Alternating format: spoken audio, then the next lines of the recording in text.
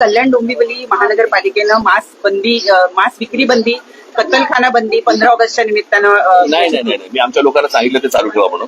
कळलं का? पण पहिली गोष्ट आपण बघितली पाहिजे, महानगरपालिकेला या सगळ्या गोष्टींचे अधिकार नाही आणि कोणी काय खावं आणि कोणी काय खाऊ नये याचे निर्णय सरकार आणि महानगरपालिकांनी करू नये. म्हणजे एका बाजूने आपण स्वातंत्र्य दिन म्हणून साजरा करायचा आणि खायचं स्वातंत्र्य नाही. म्हणजे स्वातंत्र्य दिनाच्या दिवशी तुम्ही कोणत्याही प्रकारची बंदी आणताय, मला असं वाटतं की हेच विरोधाभास आहे त्याच्यातच. म्हणजे आपण दोन गोष्टी आपण पाळतो की एक स्वातंत्र्य दिन आणि दुसरं म्हणजे प्रजासत्ताक, म्हणजे प्रजेची सत्ता, आणि इथे आपण स्वातंत्र्य म्हणतो. मग स्वातंत्र्य म्हटल्यानंतर तुम्ही बंदी कशी आणताय?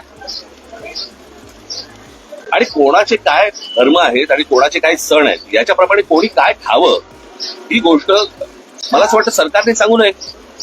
कोणत्याच सरकारने सांगू नये की कोणी काय खाल्लं पाहिजे आणि कोणी काय नाही खाल्लं पाहिजे. मी आता कोणाकडे तरी ऐकलं की ह्या 1988 साली हा कायदा वगैरे आणलाय.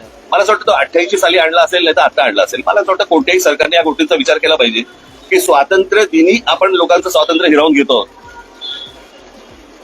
हे कोणता स्वातंत्र्य दिन?